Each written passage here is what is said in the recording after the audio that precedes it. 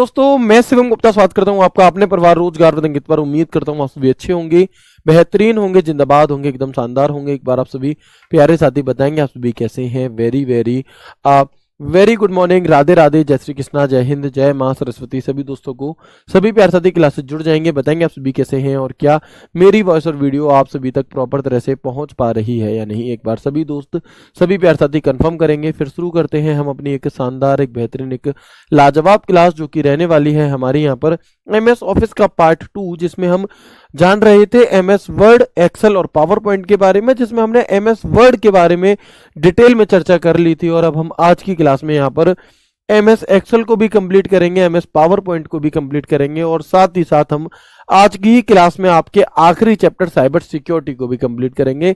यानी कि इस एक क्लास में ही आपका जो सिलेबस मैंने आपको दिखाया था वो पूरा होने वाला है बहुत अच्छी तरह से, क्योंकि फिर आपके पास बस 2 दिन बच रहे हैं, 16-17, तो एटलीस्ट आपको उसका रिवीजन करने का भी समय मिलना चाहिए। ऐसा नहीं है कि 18 को पेपर और हम 17 तक भी क्लासेस कर रहे हैं, उन चीजों का फिर बहुत ज्यादा अर्थ नहीं रह जाता है ना। तो आज की क्लास में हमारा यहाँ पर जो सिलेबस है वो पूरी तरह से कंप्लीट हो रहा होगा, बस इन्हीं का आपको रिवीजन करना है बस। ठीक है मेरे भाई, तो शुरू करते हैं क्लास को बिना किसी देरी के। एक्सेल का पार्ट 2 है, रटना बहुत ज्यादा कुछ भी नहीं है, बस एक बार ध्यान से देखते चले जाएंगे, उतने भर में आपका काम हो जाएगा। ठीक है, क्योंकि आप प्री क्वालिफाई करके आए हैं तो इतने आप समझदार हैं कि हाँ कैसे चीजों को, कैचिंग पावर कैसे समझा जाता है, कैसे प्रश्न बनते हैं, सभी बातें आप जानते हैं, कैसे ऑप्शन एलिमिनेट करके आंसर निकाला जाता है। तो शुरू करते हैं एक्सेल। सबसे पहली बात आती है कि एक्सेल एक कैसा सॉफ्टवेयर है, तो हम कहेंगे एक्सेल एक एप्लीकेशन सॉफ्टवेयर है और ये एक स्प्रेडशीट प्रोग्राम होता है हमारा। कैसा? तो हमारा आप कहेंगे कि MS एक्सेल एक स्प्रेडशीट प्रोग्राम है और ये माइक्रोसॉफ्ट ऑफिस का ही एक भाग होता है। MS Excel is a spreadsheet program, MS Office Excel is a part of Microsoft Office. This software is use to create spreadsheet, worksheet and table. इस सॉफ्टवेयर का इस्तेमाल स्प्रेडशीट, वर्कशीट और टेबल बनाने के लिए किया जाता है। अगर मैं बात करता हूं वर्कबुक की, वर्कबुक क्या होता है? देखो, जैसे MS वर्ड में बनाए जाते हैं डॉक्यूमेंट्स, क्या MS वर्ड में बनाए जाते हैं डॉक्यूमेंट्स, एक्सेल में बनाई जाती है वर्कबुक। यानी कि जो वर्ड की फाइल होती है उसे डॉक्यूमेंट कहते हैं, जो एक्सेल की फाइल होती है उसे वर्कबुक कहते हैं और जो पावर पॉइंट की फाइल होती है उसे प्रेजेंटेशन कहा जाता है। तो वर्कबुक क्या होता है MS एक्सेल का?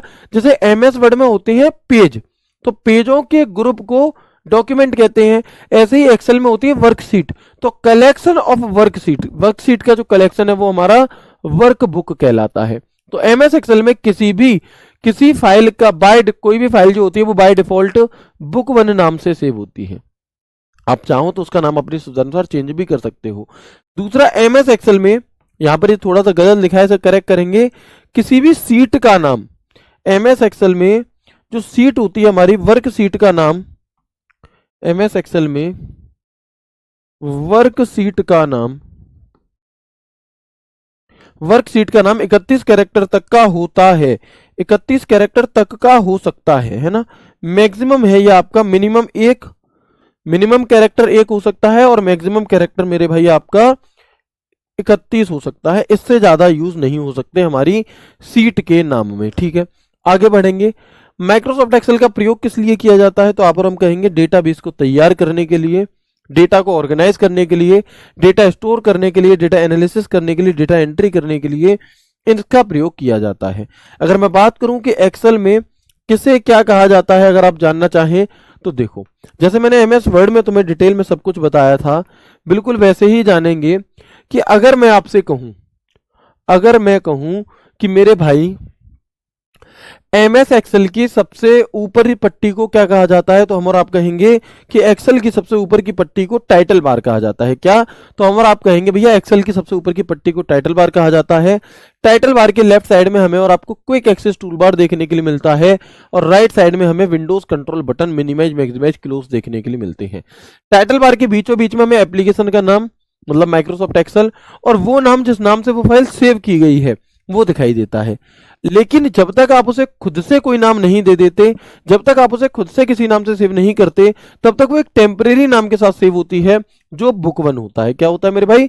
ये नाम हमारा आपका बुक 1 होता है, बुक 1। आगे बढ़ेंगे तो देखेंगे इस टाइटल बार के ठीक नीचे हमें एक मेन्यू बार देखने के लिए मिलता है, file menu, home menu, insert menu, page layout, formula, data, review, view. तो ये हमने MS वर्ड में पढ़ लिए थे कि कौन कौन से MS एक्सेल में टैब होते हैं, कॉमन जब हम पढ़ रहे थे तब। ये रिबन है। इसके अलावा जो जानने वाली बात है वो ये कि ये है नेम बॉक्स। ये जो एक बॉक्स आपको दिखाई दे रहा है इसे नेम बॉक्स कहते हैं। नेम बॉक्स क्या होता है जी? तो जो भी सेल, जैसे ये सेल है कोई, जो सेल सिलेक्ट होगी उसका पता नेम बॉक्स में दिखाई देता है। जैसे अभी A1 सेल सिलेक्ट है तो A1 इस सेल का पता यहां पर नेम बॉक्स में दिखाई दे रहा है। एक्टिव सेल का सेल एड्रेस नेम बॉक्स में दिखाई देता है। ये फेवरेट क्वेश्चन है एग्जामिनर का। इसके ठीक राइट साइड में आपको एक फॉर्मूला बार देखने के लिए मिलता है। तो एक्टिव सेल का सेल कंटेंट, यानी कि जो एक्टिव सेल है उसके अंदर जो भी कुछ कंटेंट तुमने लिखा है वो आपको कहां देखने के लिए मिलेगा? तो एक्टिव सेल का जो कंटेंट है मेरे दोस्त वो हमें देखने के लिए मिलता है फॉर्मूला बार में। ठीक है, आप देखेंगे ये जो ABCDEFG लिखा है ये होते हैं हेड कॉलम, कॉलम की हेडिंगें हैं।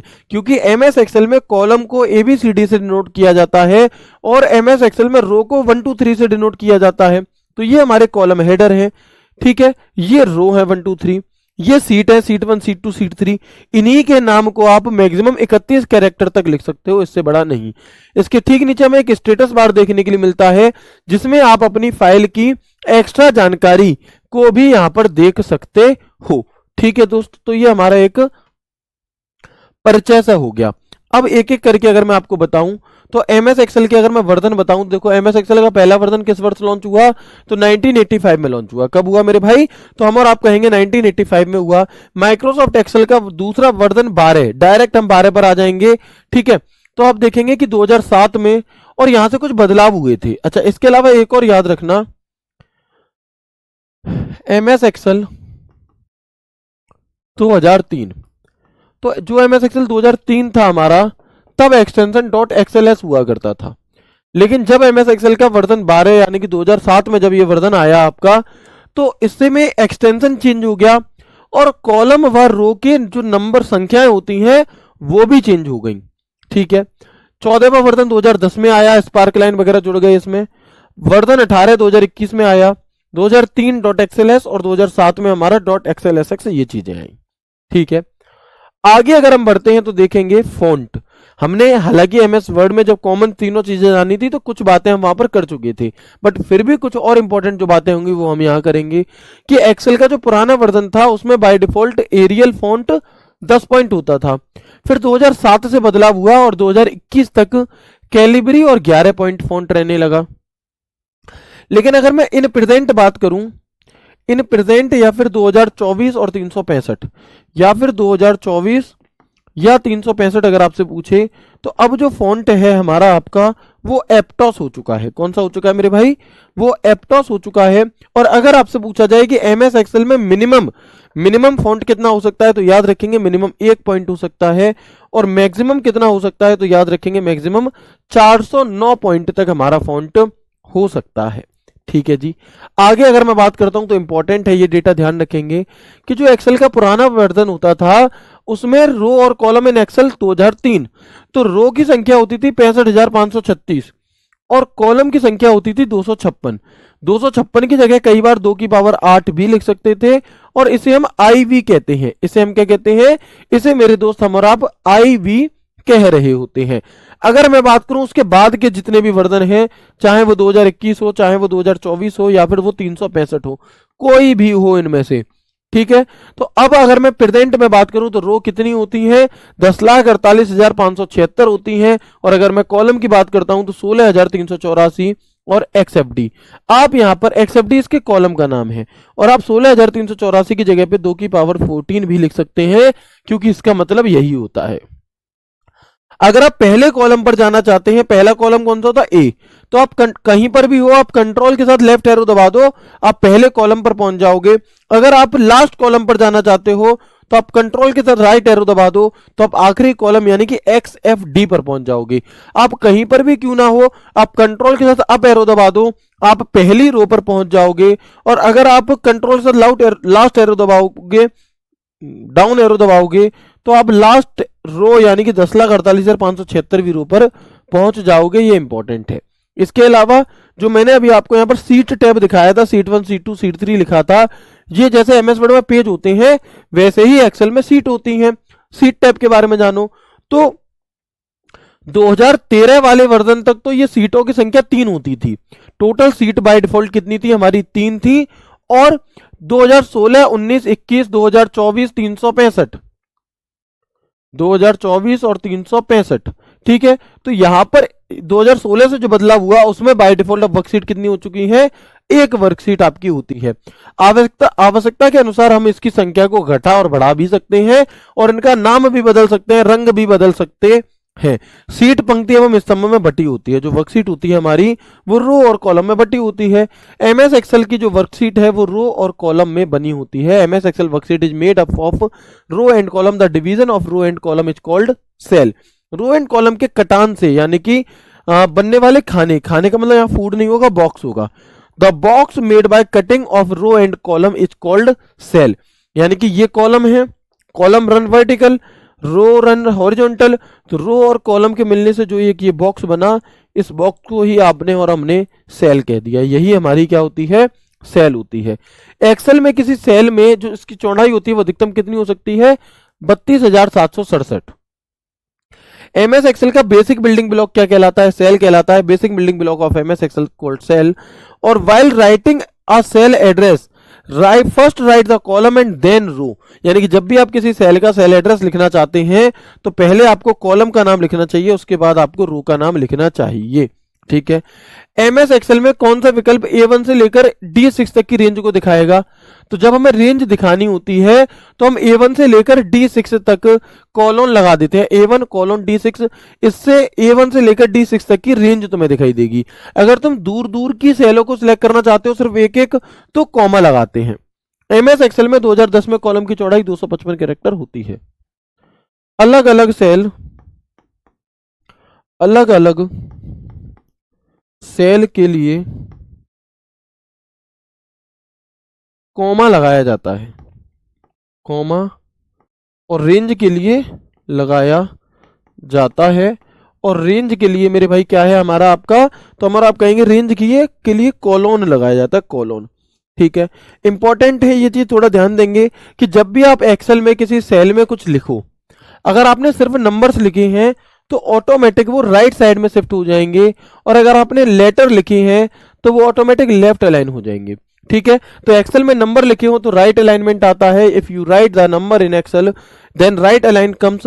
If you write text in Excel then writing starts with left alignment.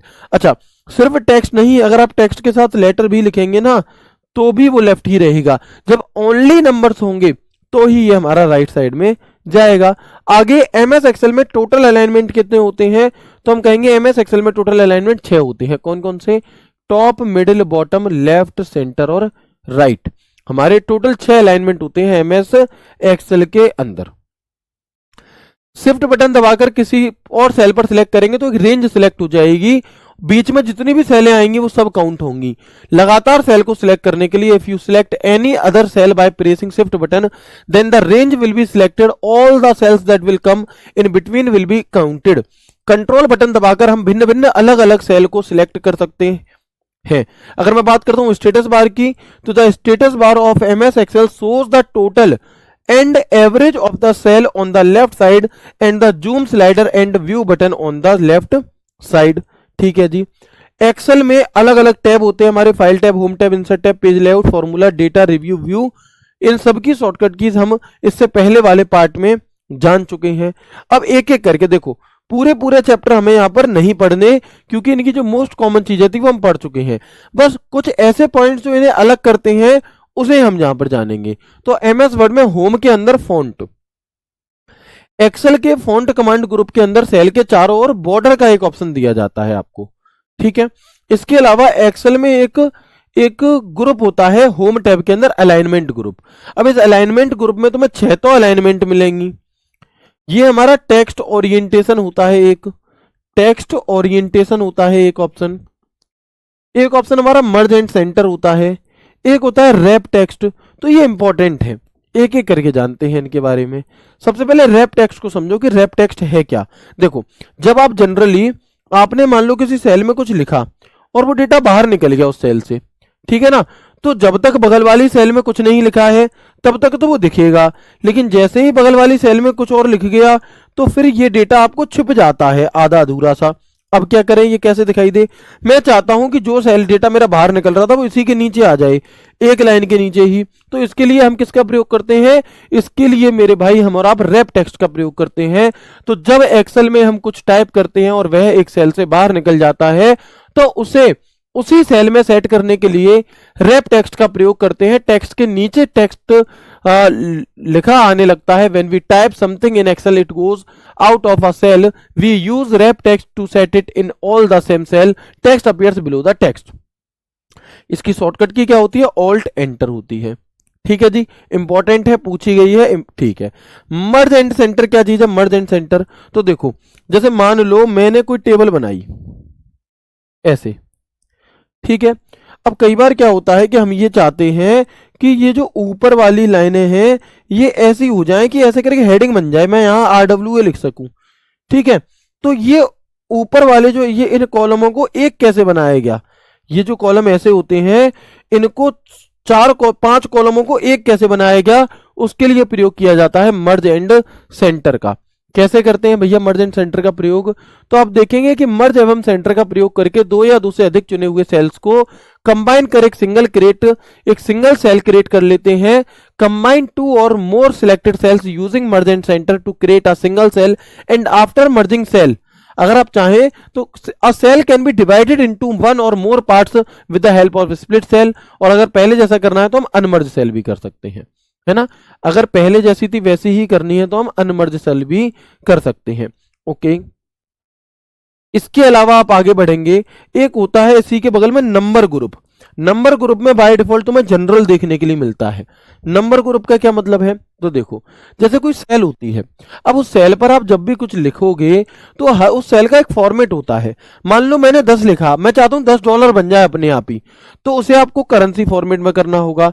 मैं 10/12 लिखूं, 10-12, वो 10 दिसंबर हो जाए अपने आप, ठीक है, तो आपको डेट फॉर्मेट में करना होगा। मैं 10 लिखकर एंटर बटन वो 10 AM हो जाए तो आपको टाइम फॉर्मेट करना होगा। तो एक्सेल में ही ऐसे सेल को फॉर्मेट देने के लिए एक ग्रुप होता है नंबर ग्रुप, उसमें बाय डिफॉल्ट तुम्हें जनरल देखने के लिए मिलेगा। इसके अलावा कंट्रोल शिफ्ट ये वाला भैया क्या कहते हैं साइन को देखेंगे, इसे जनरल फॉर्मेट के लिए यूज होता है, ये बाय डिफॉल्ट भी है। ठीक है, नंबर फॉर्मेट के लिए ये है, कंट्रोल शिफ्ट @ टाइम फॉर्मेट के लिए, control shift hash date format के लिए, control shift dollar currency format के लिए, कंट्रोल शिफ्ट परसेंटेज फॉर्मेट के लिए, साइंटिफिक फॉर्मेट के लिए, बॉर्डर अप्लाई करने के लिए और बॉर्डर रिमूव करने के लिए। तो ये हमारी कुछ शॉर्टकट की होती है।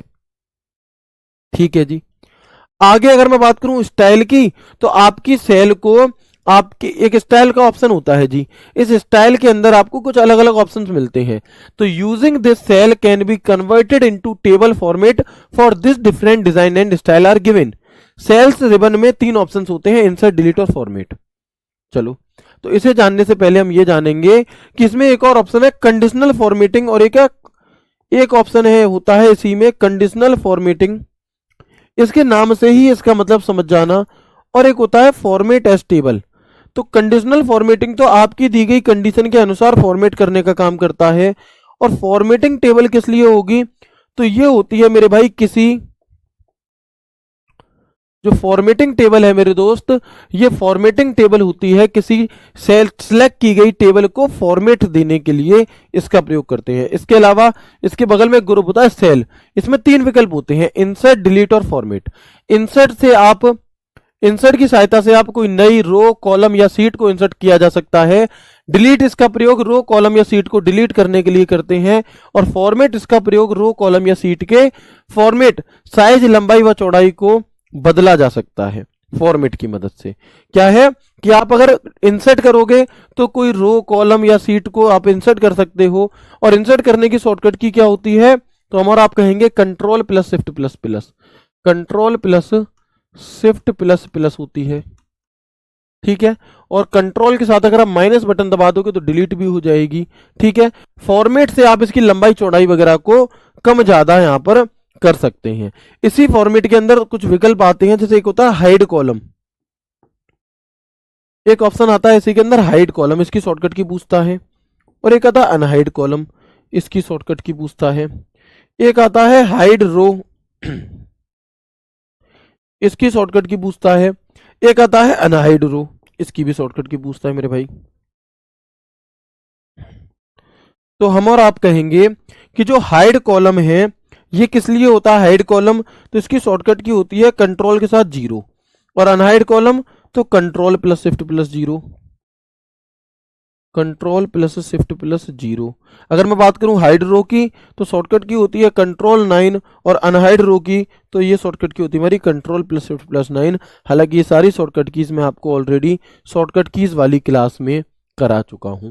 आगे बढ़ते हैं तो देखेंगे फॉर्मूला बार। मैंने आपसे कहा था कि whatever text or number or formula we type it shows us in the formula bar and we can also change or edit it from the formula bar itself. यानी कि जो भी कुछ हम किसी सेल में लिखते हैं वो हमें एक्टिव सेल में लिखते हैं वो हमें फॉर्मूला बार में दिखाई देता है, और हम इसकी मदद से किसी सेल को एडिट भी कर सकते हैं।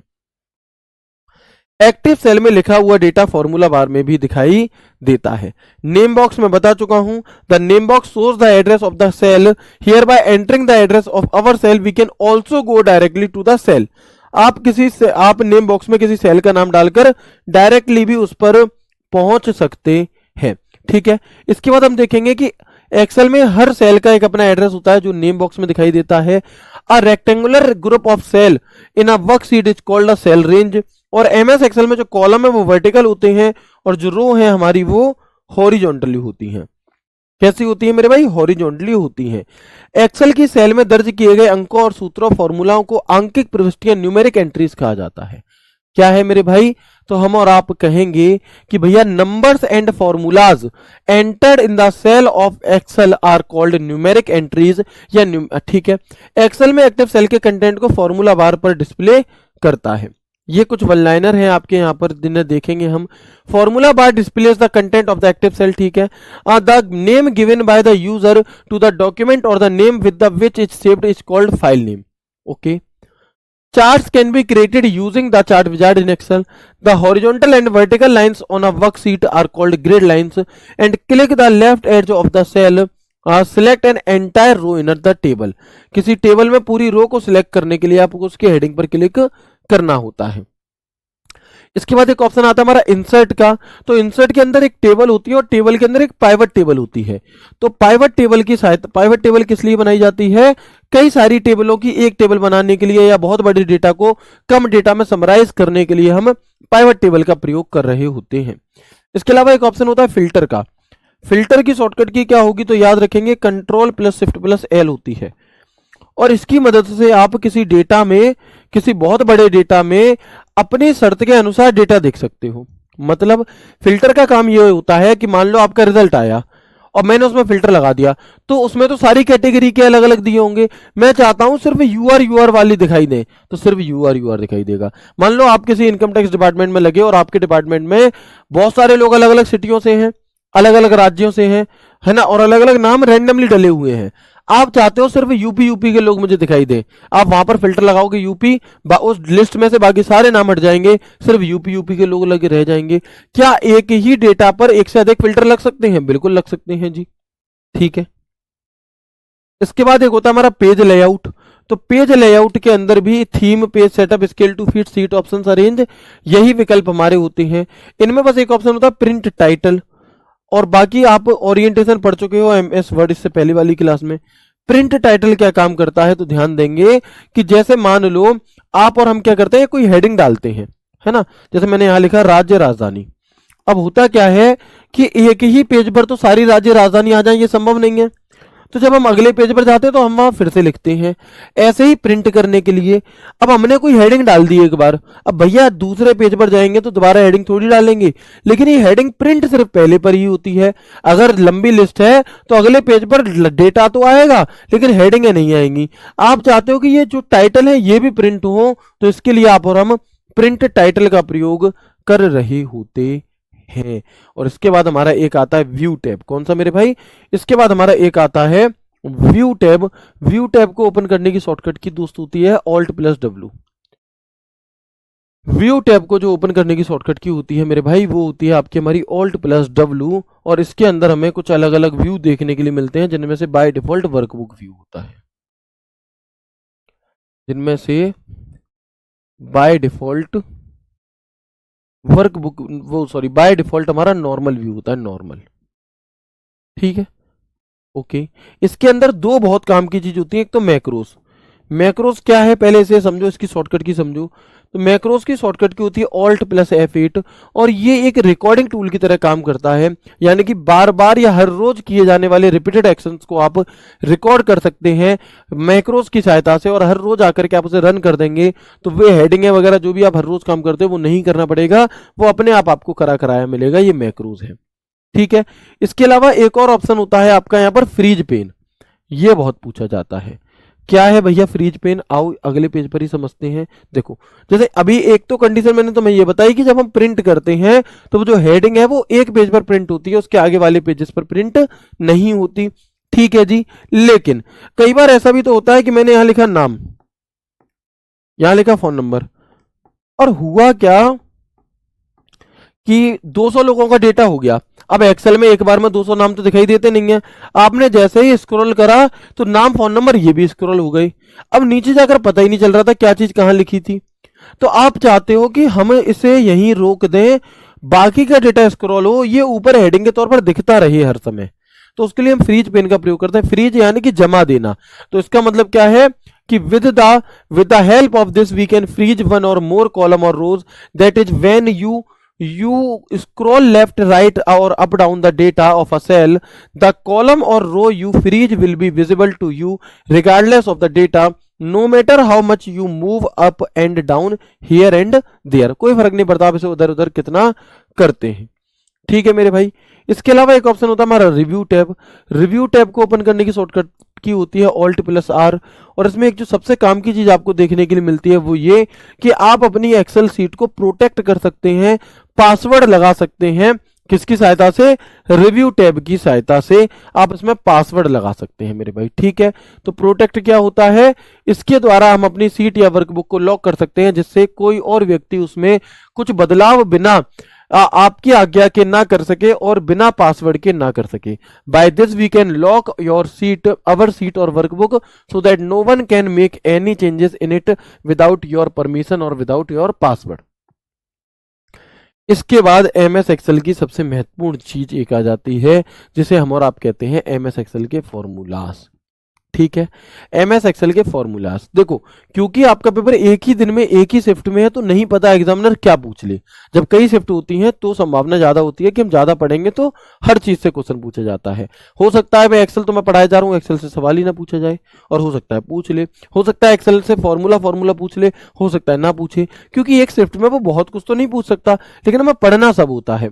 तो अब हम यहाँ पर एक्सेल के फॉर्मूला जानेंगे और फिर हमारा जो एक्सेल वाला टॉपिक है ये खत्म हो जाएगा। तो सबसे पहले हम ये देखेंगे कि फॉर्मूला मेन्यू को ओपन करने की शॉर्टकट की क्या होती है। वो होती है ऑल्ट के साथ M बटन।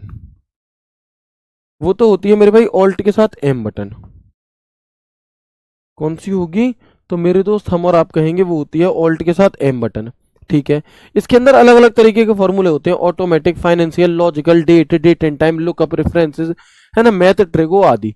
तो सबसे पहला नियम तो ये समझ लो कि MS एक्सेल पर किसी भी फॉर्मूला का उपयोग करने से बराबर का चिन्ह लगाना जरूरी है। यानी कि अगर आप किसी भी फॉर्मूले की शुरुआत कर रहे हैं तो उसकी स्टार्टिंग में आपको बराबर का चिन्ह लगाना जरूरी है।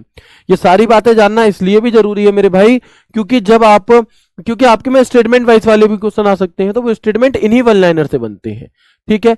MS एक्सेल में इस वाली लाइन को हम रिमूव करेंगे,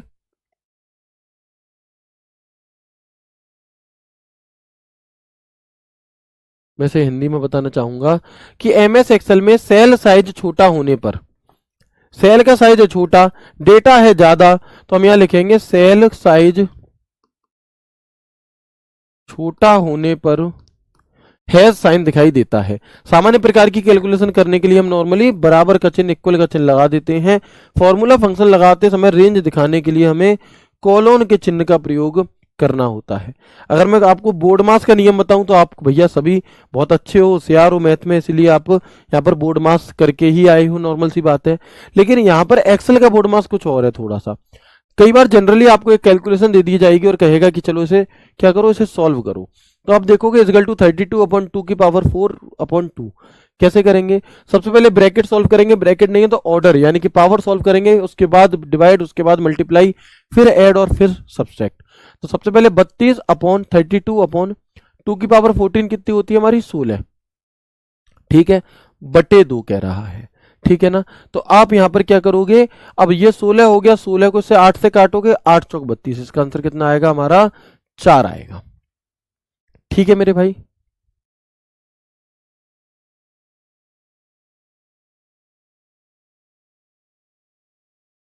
बताएंगे एक बार। ठीक है, अगर मैं आगे बढ़ूं तो देखेंगे अब इसमें क्या करना है जी। तो पहले हम, सॉरी एक बार इसे करेक्ट करते हैं, मुझे लग रहा है इसमें थोड़ी सी गलती हुई है मुझसे। देखो, सबसे पहले आप क्या करोगे, 32 बटे 2 की पावर 4 कितनी होती है, 16/2। अब आपको क्या करना है, पहले इसे सॉल्व करना है। तो 32 में 16 का भाग देंगे, 2 बार जाएगा, और फिर जो 2/2 बचा ये 1, तो ये ऐसे आएगा। हम क्या करते हैं एक्सेल में कि पहले 4 का भाग दो 8 में, कितना आया 2/2 -2/2, तो 2/2 1 -1 यानी कि 0, इसका आंसर हो जाएगा। ठीक है दोस्त, सम का फॉर्मूला लगा है। सम का फॉर्मूला किस लिए होता है, तो आप और हम कहेंगे कि सम का फॉर्मूला होता है मेरे भाई जोड़ने के लिए, ऐड करने के लिए। तो 2 की पावर 3 कितनी होती है, 8 होती है, कॉमा 1 -2/2 0 हो गया। और अब हम अब ये फॉर्मूला क्या हो गया, इजगल टू सम 8, 0, और इसके वैल्यू तो 8 आ जाएगी। ठीक है, आगे देखेंगे इसके अलावा सम का फॉर्मूला किस लिए होता है, तो जोड़ने के लिए होता है। जैसे लिखा आ गया इजगल टू सम 2634 6420, तुम्हें ये खुद से पहचानना होगा क्योंकि सम का फॉर्मूला है तो ये जोड़ रहा होगा। तो 6420 और ये हो गया तुम्हारा 7000, 9054, क्या हो जाएगा इसका आंसर हमारा 9054, इस सवाल का उत्तर आ जाएगा। अगला, प्रोडक्ट का फॉर्मूला किस लिए होता है, गुणा करने के लिए होता है। अगर आप 36 का गुणा 23 में करेंगे तो कितनी बार जाएगा, 36 दूनी 720, 36 दिया 108, इतना ही होता है ना, 36 18, हाँ, और 720 और 108 828, तो इसका आंसर क्या आ जाएगा आपका 828। तो प्रोडक्ट का फॉर्मूला किस लिए होता है एक्सेल में, हम और आप कहेंगे गुणा करने के लिए। एवरेज का फॉर्मूला किस लिए होगा, औसत निकालने के लिए। 100 6 हो गए, 1000 हो गए, 1200 हो गए, 1200 में 4 से भाग देंगे 300 आएगा। अगला सवाल, मिनिमम का फॉर्मूला क्या काम करता है, तो दी गई रेंज में से सबसे छोटी वैल्यू निकालने का काम करता है। और मैक्सिमम का फॉर्मूला तो सेल की रेंज में सबसे बड़ी वैल्यू निकालने का काम करता है। जैसे ये पूरी रेंज दी गई है, इसमें सबसे छोटा नंबर है 19, ये पूरी रेंज दी गई है, इसमें सबसे बड़ा नंबर है 95। इतने इतने सरल हैं, बताओ। पावर का फॉर्मूला क्या है, तो ये सिंटेक्स होते हैं, ये पूछे जाते हैं। सिंटेक्स मतलब फॉर्मेट, जो आपको ये बताते हैं कि आपको आखिरकार फॉर्मूला लगाना कैसे है। तो हम और आप कहेंगे, जैसे मैंने यहां लिखा 2,10, तो इसका मतलब है 2 की पावर 10, और 2 की पावर 10 कितनी होती है 1024। इस एसक्यूआरटी का फॉर्मूला किस लिए होता है, स्क्वायर रूट निकालने के लिए। जैसे 36 है, तो 36 का स्क्वायर रूट कितना होगा, 6 होगा, तो इस सवाल का उत्तर भी क्या हो जाएगा, 6 ही हो जाएगा। मोड का फॉर्मूला किस लिए होता है, सिंपल शेषफल देने के लिए। इसका आंसर क्या आ जाएगा 2, क्योंकि साथ में जब आप 30 से भाग दोगे तो क्या आएगा आंसर आ जाएगा। मीडियन माध्यिका निकालने के लिए होता है। अगर मुझे इसकी माध्यिका निकालनी है तो हम क्या करते हैं, पहले से आरोही बढ़ते हुए क्रम में लगाएंगे, 24 28 30 36 42। अब अगर 5 होते तो बीचों बीच वाला आंसर हो जाता है, 1 2 3 4 5, 5 ही है तो बीचों बीच वाला आंसर हो जाएगा। अगर 6 होते तो बीच के 2 को जोड़कर उनका आधा हमारा आंसर होता है। यही तो तरीका होता है माध्यिका निकालने का, बिल्कुल ठीक है। इसके बाद एक फॉर्मूला होता है आपका हमारा फ्लोर का। फ्लोर के फॉर्मूले में क्या होगा कि in this 2 numbers are given, इनमें 2 नंबर दिए होते हैं। The number up to which the first computer number is completely divisible by the second number is the answer. मतलब देखो इसका फॉर्मेट तो ये है, जैसे यहाँ 50 है, यहाँ 3 है, तो 50 से जस्ट छोटी वो संख्या जो 3 से पूरी तरह जाती हो वही आंसर होगा, 48 आंसर है। अब आपके मन में सवाल आएगा, अगर 48 ही दिया होता तो क्या होता, या अगर मैं कह दूं 25,5 तब क्या होगा, तो 25 का 25 होगा आंसर। ऐसे ही एक और फॉर्मूला था सीलिंग का, ठीक है। तो सीलिंग में भी हम सेम यही करते हैं, क्या, बस अंतर इतना आता है कि 50 से जस्ट बड़ी संख्या जो 3 से पूरी तरह विभाजित हो वो 51 है हमारी। वो कौन सी है मेरे भाई, 51 है। फैक्ट का फॉर्मूला क्या काम करता है, फैक्ट का फॉर्मूला तो हमारा आप देखेंगे कि जो फैक्ट का फॉर्मूला है फैक्टोरियल निकालने के लिए होता है, 5 गुणा 4 गुणा 3 गुणा 2 गुणा 1, यानी कि इस सवाल का उत्तर हमारा 120 आ जाएगा। एबीएस का फॉर्मूला किस लिए होता है मेरे भाई, एबीएस तो हमारा आप कहेंगे ये एब्सोल्यूट वैल्यू निकालने के लिए होता है, ऋणात्मक मान को घटाने के लिए, हटाने के लिए। जैसे इजगल टू एबीएस -18 दिया है, अपने आप इसका आंसर +18 हो जाएगा।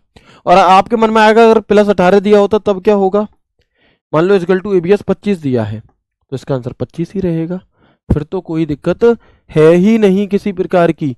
इवन का फॉर्मूला किस लिए होता है? किसी विषम संख्या को सम बनाने के लिए, और सम बनाने के लिए हम इसमें ऑलवेज 1 जोड़ते हैं, घटाते नहीं हैं।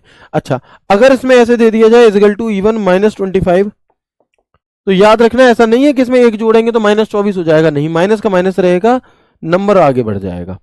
ऐसे ही सेम ऑड है, विषम सम संख्या को विषम बनाने के लिए, लेकिन अगर ऑलरेडी विषम दी गई है तब क्या करेंगे? तो उसकी वही रहेगी, है ना। तो क्या होगा मेरे भाई? उसकी वही रहेगी। और अगर ये माइनस में दे दिया जाए माइनस के 98, तो इसका आंसर क्या हो जाएगा? माइनस के 99। एक नंबर बढ़ जाएगा, माइनस से कोई भी प्रभाव नहीं पड़ेगा। ठीक है, नाउ का फॉर्मूला किस लिए होता है हमारा? तो for current date and time, अभी जो डेट एंड टाइम हो रहा है उसके लिए नाउ का फॉर्मूला, आज की सिर्फ तारीख के लिए हमारा आप टुडे के फॉर्मूले का प्रयोग मेरे भाई यहाँ पर कर रहे होते हैं। किस फॉर्मूले का प्रयोग? टुडे फॉर्मूला का प्रयोग आप और हम करते हैं। इसके बाद एक अगला आता है आपका हमारा डेटा टैब। कौन सा? Data tab. तो डेटा टैब को ओपन करने की शॉर्टकट की क्या है? ऑल्ट ए होती है, और इसके अंदर एक ऑप्शन होता है गेट एंड ट्रांसफॉर्म डेटा, यानी कि किसी और फाइल, किसी और पीडीएफ, किसी और दूसरे डॉक्यूमेंट से अगर आप डेटा लेना चाहते हो तो उसके लिए आप गेट एंड ट्रांसफॉर्म डेटा का प्रयोग करते हैं। फिल्टर क्या होता है? मैंने शॉर्टकट की बताई थी कि to use filter in the table made in the file with the help of this one or to particular information can be easily seen. किसी जानकारी को आप आसानी से देख सकते हो, जिसकी शॉर्टकट की आपकी हमारी control plus shift plus L होती है। कंट्रोल प्लस शिफ्ट प्लस क्या होती है मेरे भाई? एल होती है इसकी शॉर्टकट की हमारी। यहां तक की बात क्लियर है क्या आप सभी को? पाइवट टेबल क्या होता है मैं आपको बता चुका था, है ना। पाइवट टेबल, तो हम कहेंगे कि पाइवट टेबल का ऑप्शन हमें इंसर्ट मेन्यू में मिलता है, और पाइवट टेबल की सहायता से हम आप एक बड़े डेटा सेट से महत्वपूर्ण जानकारी को आसानी से क्या कर सकते हैं? एनालाइज कर सकते हैं। ठीक है मेरे भाई, यहां तक की बात क्लियर हो गई। चलो, इसके बाद आप देखेंगे एक चीज और यहां पर समझ लो, एक होता है हमारा आपका सेल रेफरेंस। क्या है मेरे भाई? एक होता है सेल रेफरेंस। तो अगर आपसे पूछा जाए कि एमएस एक्सेल में कुल कितने प्रकार के सेल रेफरेंस होते हैं, तो हम और आप कहेंगे कि there are total 3 type of cell reference. MS Excel में मुख्यतः 3 प्रकार के सेल रेफरेंस आपके हमारे होते हैं। कौन कौन से? तो एक तो होता है रिलेटिव सेल रेफरेंस, एक तो होता है मेरे भाई रिलेटिव सेल रेफरेंस, एक होता है एब्सोल्यूट सेल रेफरेंस, एक होता है मेरे दोस्त एब्सोल्यूट सेल रेफरेंस, और एक होता है हमारा मिक्स्ड सेल रेफरेंस। अब पहले तो इनका मतलब क्या है इसे समझो, और फिर इन्हें लिखा कैसे जाता है इसे समझना, है ना। एक तो इनका मतलब क्या है ये समझो, फिर इन्हें कैसे लिखा जाता है ये देखो।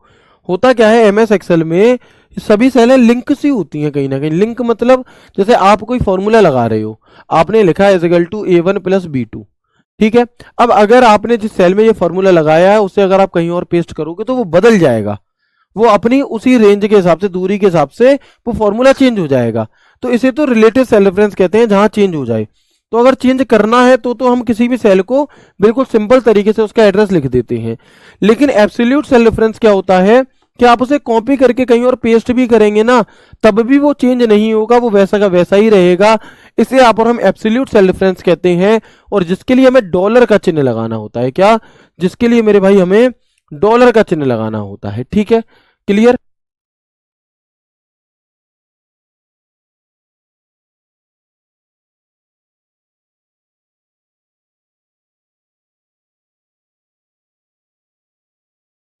ठीक है मेरे भाई, तो ये एब्सोल्यूट सेल रेफरेंस है, यानी कि आप फिर उस फॉर्मूले को कहीं भी कॉपी करके पेस्ट कर देना, वो चेंज नहीं होने का तो नहीं होने का। और मिक्स सेल रेफरेंस, इसमें या तो कॉलम फिक्स होगा या फिर रो फिक्स होगी, दोनों चीजें एक साथ फिक्स नहीं होती हैं। किसमें? एब्सोल्यूट सेल रेफरेंस में। अच्छा, एक शॉर्टकट की बहुत पूछी जाती है कि किसी रिलेटिव सेल रेफरेंस को एब्सोल्यूट सेल रेफरेंस बनाने के लिए कौन सी शॉर्टकट की होती है, तो वो F4 शॉर्टकट की होती है। अगर आपने ये लिखा है और F4 दबा दोगे तो ऑटोमेटिक उसे एब्सोल्यूट सेल रेफरेंस में कन्वर्ट कर लेता है। इतनी बात आपको याद रखनी है। बताएंगे मेरे भाई, यहां तक की बात क्लियर है? अगर क्लियर है तो कंफर्म कर दो। एमएस एक्सेल में आपको सिर्फ इतनी ही जानकारी लेनी है दोस्त, है ना। एमएस एक्सेल में आपको बहुत ज़्यादा चीज़ें मैं आपको इसलिए नहीं पढ़ा रहा हूँ क्योंकि पढ़ने को पढ़ सकते हो, लेकिन भैया कितनी याद रखोगे? एट द एंड तो मैं क्या करना है, क्वालिफाई ही करना है।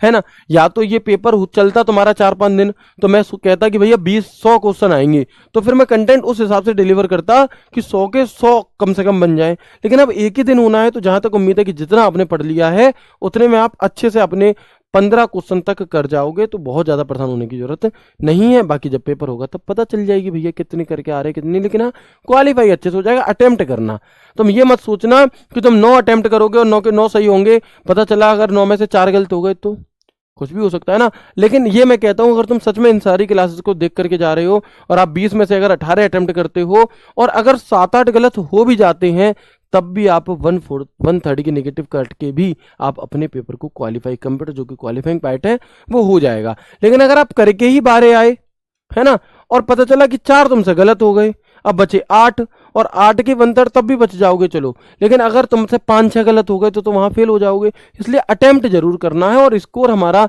हमारा जो टारगेट है वो ये नहीं होना चाहिए कि एक्सेल में मतलब हमारे कंप्यूटर में 6 क्वेश्चन सही हो जाए, नहीं, क्वेश्चन में 12-14-15 सही करने हैं, ये टारगेट होना चाहिए। ठीक है भैया, चलो।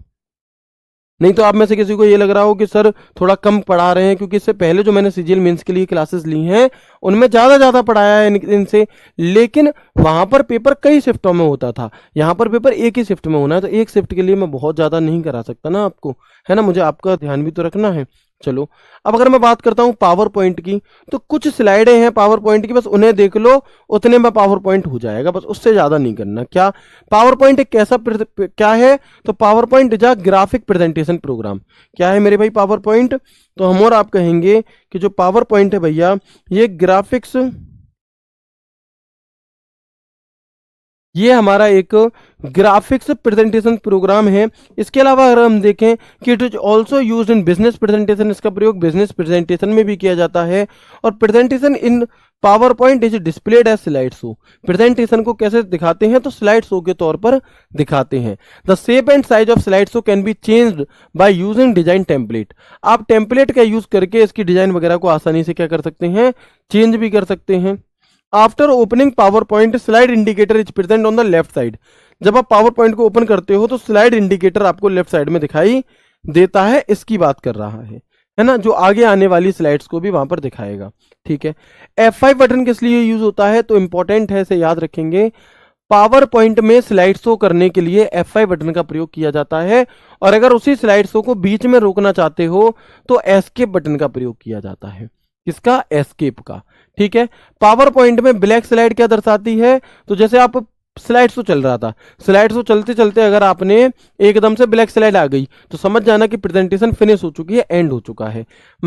To add header and footer in Microsoft PowerPoint, go to insert और हैंड आउट मास्टर।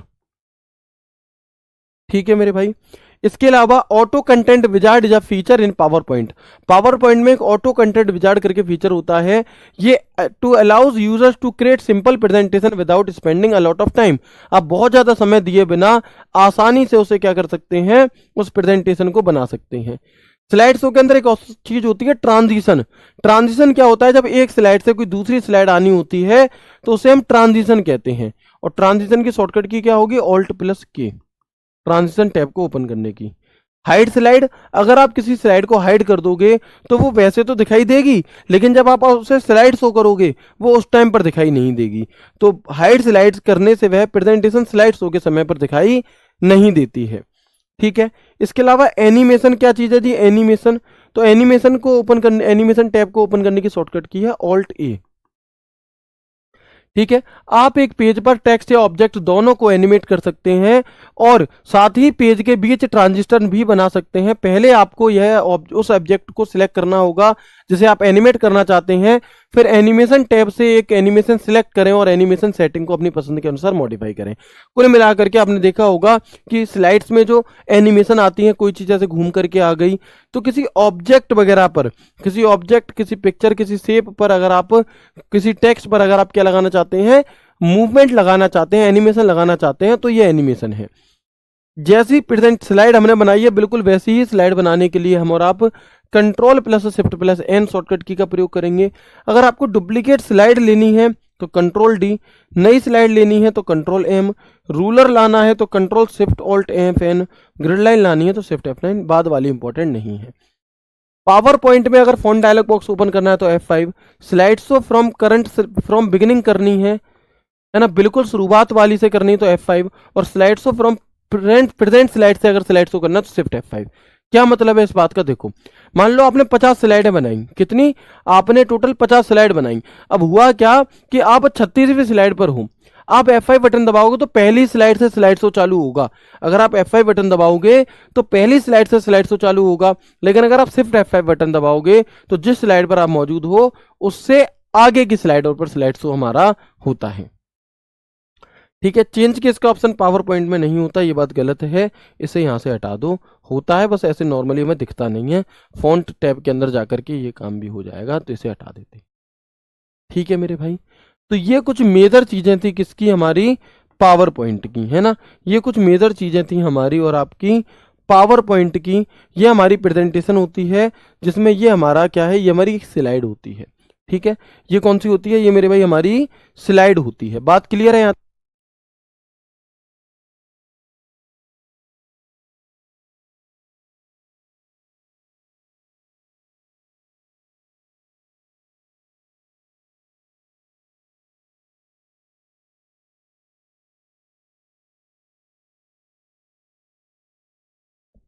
ठीक है मेरे भाई, चलो आगे बढ़ते हैं और देखेंगे। अब हम यहाँ पर आगे बढ़ेंगे और देखेंगे, ये सारे टैब हैं। ये होम मेन्यू होता है हमारा, ये इंसर्ट मेन्यू है, ये ड्रॉ मेन्यू है, ये डिजाइन मेन्यू है, ये ट्रांजिशन मेन्यू है, ये एनिमेशन मेन्यू है, ये स्लाइड शो मेन्यू होता है। इन सभी के बारे में हमने एक एक करके चीजें जान ली।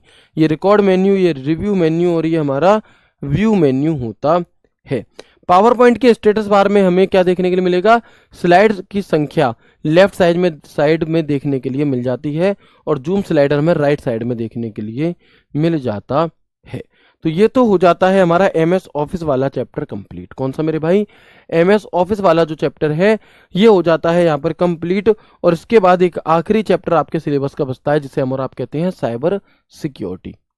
देखो भाई, अगर यहाँ पर तुम्हारे नंबर जुड़ रहे होते, ठीक है ना, तो मैं इसी पावर पॉइंट को 5 क्लास में कराता और प्रॉपर तरह से प्रैक्टिकल कर करके दिखाता। लेकिन अभी मैं आपको यहाँ पर सिर्फ और सिर्फ लर्निंग फैक्ट्स दे रहा हूँ जो सीधे सीधे वन लाइनर के तौर पर तुम्हें पूछे जाएंगे। हो सकता है इससे तुम्हारी बेसिक समझ क्रिएट ना हो रही हो सकता है इससे तुम्हें मतलब ऐसे ना लग रहा हो कि सर समझ नहीं आया। मेरे भाई इससे सवाल बनेंगे, इतना इंपॉर्टेंट है कि नहीं है। अगर प्रॉपर समझोगे तो भाई फिर तो भैया 20 क्वेश्चन में कुछ भी पूछ सकता है वो, फिर तो तुम्हें पूरा कंप्यूटर का सिलेबस ही पढ़ना पड़ेगा 50 क्लास का। वो नहीं करना, हमें शॉर्ट में इंपॉर्टेंट जानकारियां लेनी है, वो सब मैं आपको डिलीवर कर रहा हूँ। ऐसे ही साइबर सिक्योरिटी चैप्टर को अगर देखोगे तो वैसे तो ये बहुत बड़ा हो सकता है ना, 4 दिन तक भी क्लास चल सकती है, लेकिन बहुत शॉर्ट में एक एक लाइन के तौर में मैं आपको कराऊंगा।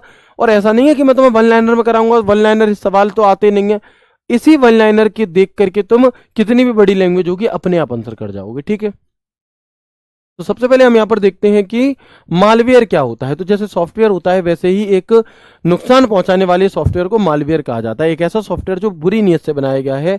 Any harmful software like virus, Trojan, spyware, ETC malware कहलाता है। वायरस की फुल फॉर्म क्या है, तो हम आप कहेंगे vital information resource under seize. Virus की फुल फॉर्म क्या होती है, तो हमारा आप कहेंगे vital information resource under seize. ठीक है, वॉर्म क्या होता है, तो वॉर्म खुद ब खुद फैलता है। ट्रोजन हॉर्स इंपॉर्टेंट है, याद रखना, ये इससे पहले भी सवाल पूछे गए। ट्रोजन हॉर्स क्या होगा कि ये देखने में तो अच्छा लगता है जैसे कि ये नुकसानदायक नहीं है, लेकिन वास्तविकता में ये आपके डेटा को चुरा रहा होता है, आपको नुकसान पहुंचाने के लिए होता है।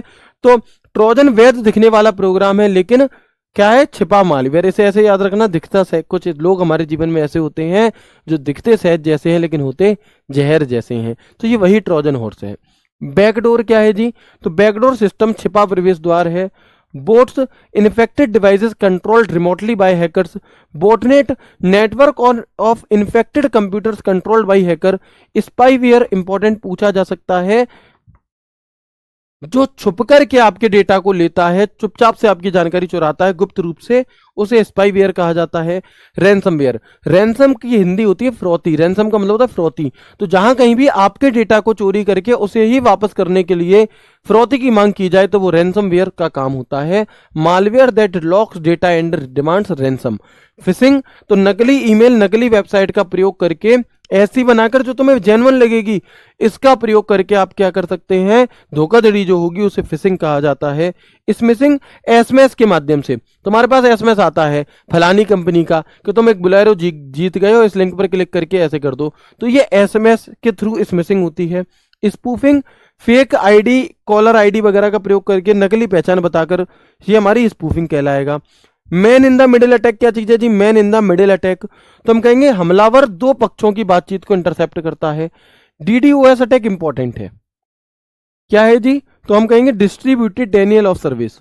डीडीओएस अटैक की फुल फॉर्म क्या होती है, तो हमारा आप कहेंगे distributed Daniel of service. Distributed Daniel of service, DDoS server को ट्रैफिक से भरकर बंद कर देता है, यानी कि किसी सर्वर पर इतना ओवरलोड ट्रैफिक कर देना जिससे कि वो वेबसाइट चलना ही बंद हो जाए हमारी, है ना। इसके बाद फायरवॉल, ये इंपॉर्टेंट है, ये भी जहां कहीं भी आपको अनऑथराइज्ड एक्सेस शब्द देखने के लिए मिल जाए, समझ जाना उत्तर फायरवॉल होगा। ठीक है, क्या होगा, firewall. Rules use to allow block traffic, firewall rules कहलाते हैं। इनक्रिप्शन का मतलब क्या होता है, तो converting data into unreadable code. अगर आप किसी डेटा को अनरीडेबल कोड में कर दोगे कि अगर कोई इसे हैक करे, उसे पढ़ ना पाए, तो उसे इनक्रिप्ट करना कहते हैं, और वापस से उसे converting encrypted data back to original form, इसे डिक्रिप्शन कहते हैं। एंटीवायरस, तो एंटीवायरस वायरस को पहचान कर उन्हें दूर करने का काम करता है। ऑथेंटिकेशन, जब आप कोई आईडी या पासवर्ड डाल करके किसी चीज को लॉगिन करते हैं तो उस प्रोसेस को ऑथेंटिकेशन कहा जाता है। ऑथराइजेशन, तो deciding what a user is allowed to do, क्या करने की परमिशन है, ये ऑथराइजेशन कहलाती है। वीपीएन वर्चुअल प्राइवेट नेटवर्क होता है, वीपीएन सुरक्षित कनेक्शन बनाता है। जीरो डे अटैक, किसी सर्वर में किसी सॉफ्टवेयर में कोई दिक्कत आई है ना, कोई लूज फॉल्ट हुआ और ये बात उसके मालिक को नहीं पता, लेकिन अटैकर ने तब तक अटैक कर दिया, इसे जीरो डे अटैक कहते हैं। कि attack before a security flow is fixed, कोई दोष ठीक नहीं हो पाया, उससे पहले ही हमला कर दिया। पैच क्या है, तो update that fix security issue, किससे कोई सिक्योरिटी इशू अगर है उसे अगर आप वहीं के वहीं ठीक करते हैं तो उसे पैच कहा जाता है। सोशल इंजीनियरिंग शब्द किससे संबंधित है, तो हमें और आपको लगता है इंजीनियर है तो ये पॉजिटिव होगा, नहीं। सोशल इंजीनियरिंग जो शब्द है ये भी साइबर सिक्योरिटी, साइबर अटैक से संबंधित है। Tracking people psychologically to steal information, information को चुराने के लिए ही। इंट्रूशन डिटेक्शन सिस्टम आईडीएस, तो ये क्या करता है, डिटेक्ट अनऑथराइज्ड नेटवर्क। और डेटा ब्रीच, तो unauthorized exposure of sensitive data. Telnet क्या होता है, यहां से भी कई बार आपसे सवाल पूछा जाता है। टेलनेट, तो याद रखना इसे टेलीटाइप कम्युनिकेशन नेटवर्क कहा जाता है। और जहां भी तुम्हें रिमोट कंप्यूटर आपको देखने के लिए मिल जाए, रिमोट लॉगिन शब्द देखने के लिए मिल जाए, समझ जाना उत्तर टेलनेट होगा। टेलनेट का पोर्ट नंबर कितना होता है, तो हमारा आपका 23 होता है इसका पोर्ट नंबर। और टेलनेट की जगह आप एसएसएच को टेलनेट की जगह ज्यादा सुरक्षित विकल्प के तौर पर भी माना और जाना जाता है। ठीक है, इसके अलावा अगर मैं आपको कुछ और वन लाइनर यहां पर दिखाना चाहूं तो एक बार ध्यान से देखेंगे। फर्स्ट कंप्यूटर वायरस किसे कहा जाता है, तो क्रीपर को कहा जाता है 1971 में। और क्रीपर को किसने बनाया था, तो बॉब थॉमस ने बनाया था। और क्रीपर क्या कहता था, तो ये कहता था hey I am a creeper catch me if you can. पहला एंटीवायरस रीपर था जिसे 1972 में किसने बनाया था, रीपर को 1972 में मेरे भाई रे टॉमिल्सन ने बनाया था। रीपर वायरस को हटाने के लिए, क्रीपर वायरस को हटाने के लिए रीपर बनाया था। पहला पीसी पर्सनल कंप्यूटर वाला वायरस कौन सा है, तो उसका नाम है ब्रेन। और ब्रेन को किसने बनाया, तो ये दो भाई थे बसित और अमजद, इन दोनों ने इसे बनाया था। फर्स्ट विंडोज वायरस कौन सा है हमारा, तो वो विनविर करके है। फर्स्ट मैक वायरस कौन सा है हमारा, तो वो इल्क क्लोनर है। फर्स्ट पॉलीमॉर्फिक वायरस कौन सा है हमारा, तो हम कहेंगे फर्स्ट पॉलीफॉर्मिंग वायरस वॉज 1260, है ना, 1260। फर्स्ट बूट सेक्टर वायरस कौन सा है, तो ये हमारा ब्रेन है।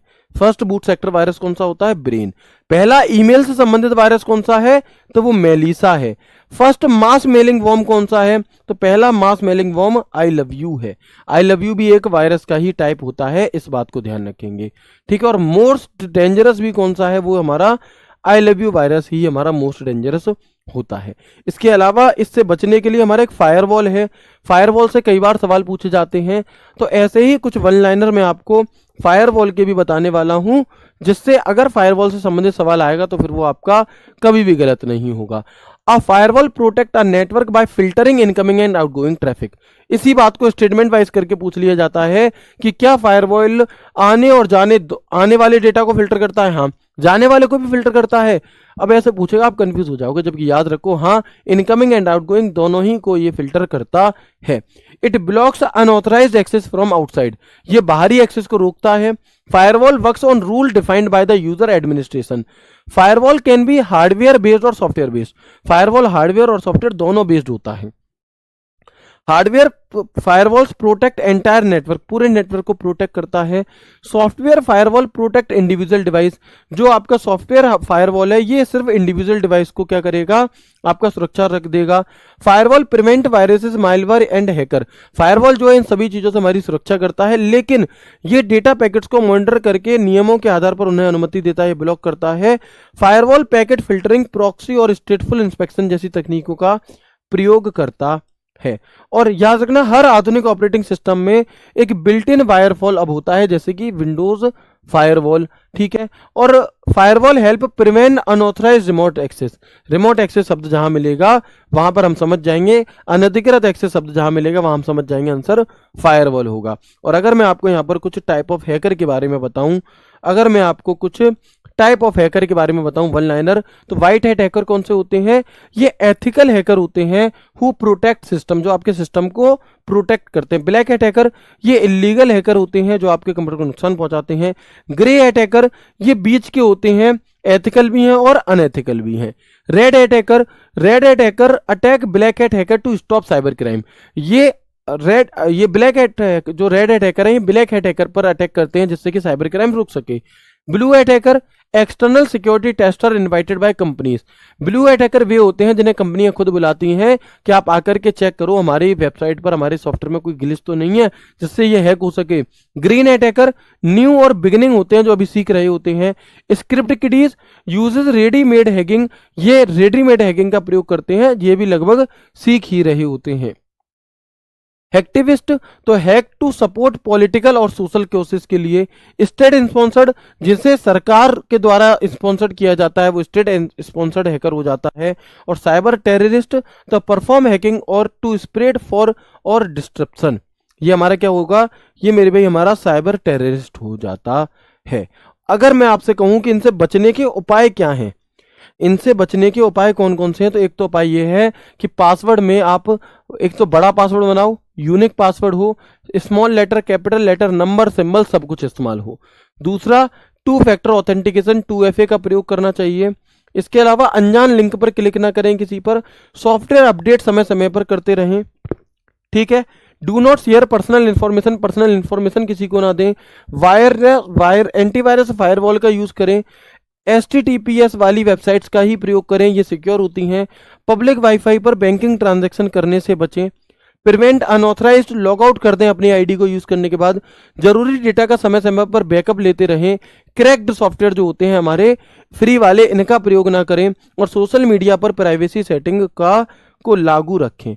कई बार आपसे ऐसे पूछ लिया जाता है कि बताओ इन दिए गए 4 ऑप्शन में से कौन सा एक एंटीवायरस है और कौन सा एक एंटीवायरस नहीं है। तो ये जो मेरे पीछे नाम लिखे हैं ये सारे के सारे हमारे एंटीवायरस सॉफ्टवेयर के उदाहरण होते हैं और बाकी के नहीं। तो Windows Defender, Avast, AVG, Kaspersky, MCAFE, K7, Norton, Quick Heal, Bitdefender, malware, ये सब हमारे किसके उदाहरण है, एंटीवायरस सॉफ्टवेयर के उदाहरण होते हैं। तो ये हमारे यहाँ पर जो 15 चैप्टर्स मैंने आपको लिखाए थे वो थे विंडोज एक्सप्लोरर हमने कर लिया, शॉर्टकट कीज हमने कर लिया, ईमेल कर लिया, हिस्ट्री जनरेशन क्लासिफिकेशन कर लिया, मेमोरी कर लिया, CPU कर लिया, पोर्ट कर लिया, इंटरनेट कर लिया, MS वर्ड कर लिया, एक्सेल कर लिया, पावर पॉइंट कर लिया, e banking, e commerce, e governance, cyber security, networking, input and output devices. ये सिलेबस हम यहाँ पर मेरे भाई कर चुके हैं। इससे ज़्यादा आपको कुछ भी नहीं करना CGL मेंस को क्वालिफाई करने के लिए, ठीक है मेरे भाई। तो अब आपकी जो क्लास है ये आज हो चुकी है, इसके बाद अब आपकी क्लास नहीं होगी। तो आप सभी को एक तो थैंक यू जो आप बने रहे, आपने भरोसा किया, मैं ये आपसे वादा करता हूँ कि ये भरोसा आपका बेकार नहीं जाएगा, है ना। और साथ ही आप सभी को बेस्ट ऑफ लक, है ना। आपके एग्ज़ाम के लिए बेस्ट ऑफ लक, बहुत बेहतर करके आना और अटेम्प्ट ज़रूर रखना। ऐसा मत करना कि 9 ही अटेम्प्ट करके आओ, गलत हो सकते हैं सवाल, है ना। तो अटेम्प्ट करना, सवाल आ रहे हो तो ये मत सोचना कि बस ये तो मुझे 6 बिल्कुल आ रहे हैं, मैं 6 ही अटेम्प्ट करूंगा। कई लोग ऐसी गलतियां करते हैं, उन्हें आ जाते भी रहे हैं लेकिन वो 6 के 6 अटेम्प्ट करते हैं। भाई कई बार ऐसा होता है कि हमें लग रहा है कि वो सही है लेकिन वो गलत हो सकता है, तो थोड़े ज़्यादा अटेम्प्ट करके आओ, कोई दिक्कत नहीं है। 12-15 सवाल सही करे आओ, 2-4 गलत भी हो गए तब भी तुम फायदे में रहोगे, ठीक है। तो मिलते हैं आपसे आगे की क्लास में या आपके सम्मान समारोह में। ख्याल रखिए अपना, खुश रहिए, हंसते मुस्कुराते रहिए। राधे राधे, जय श्री कृष्णा, जय